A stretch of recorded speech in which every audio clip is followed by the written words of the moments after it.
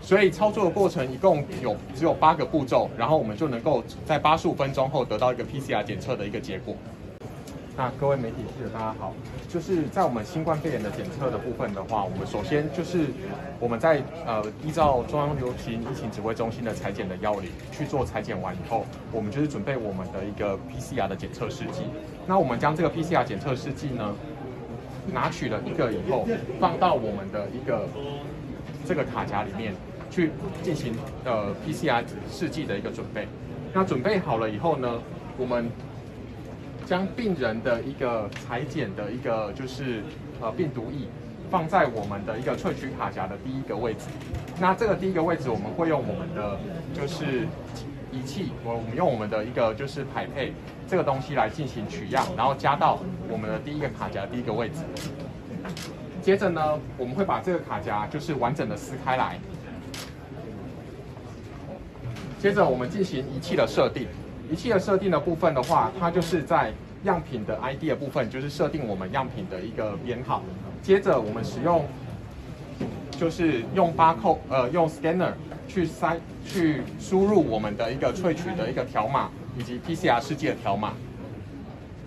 条码扫描以后呢，我们会将我们萃取的这个卡夹放入我们的卡夹盘里面。接着，我们把我们的试剂一起放进去，然后就可以进行我们的 PCR 检测了。所以操作的过程一共只有8个步骤，然后我们就能够在85分钟后得到一个 PCR 检测的一个结果。针对我们最新的调查进度，跟大家做一说。事情在疫情指挥中心那边，陈部长也有报告过。那国防部之前也曾经开过记者会。之前我们都有注意到一些相关讯息，所以也还 OK。我都跟中央联系指挥中心保持紧密的联系。像他提供的这个6点，在平常他也没有说过，所以我们依据他的建议，也将我们的经营作为其实很早就开始行动。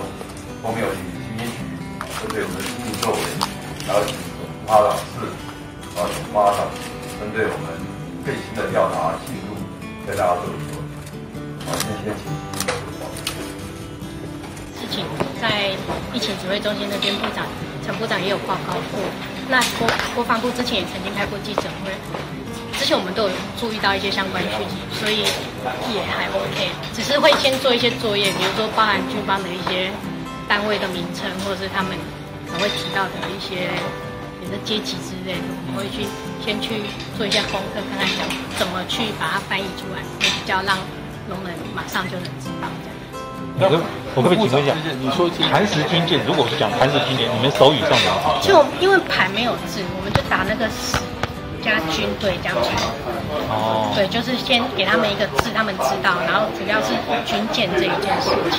因为到目前为止，台湾也就这么一起群聚感染，所以聋人方面应该不至于会搞混这样子。所以磐石，你可以再跟我们比一下嘛？磐石的盘没有字啊，就手语里面没有相对应这个手势，但是石头有。然后军舰就是军方，就是兵的意思，加那个船就是军舰这样子。对，所以我们就主要这一件事情。那官阶怎么读啊？就是像副部长、上将、中将这些。副部长还好，因为卫福部有副部长，中将、少将就会看他们新兴官阶的那个标志。比如说像这次都是降级的，可能就是星星有1颗、2颗、3颗，就是简谱上这样子。对，然后聋人看图示就会知道说啊，他们可能都是穿什么军服的人，对，大概是这样子。好，我跟这个记者先生报告，陈兆辉现在还在访谈中，还没访谈完，现在还在访谈中，现在还没做完。但是我跟报告，他也没有调职，他只是调离现职接受调查。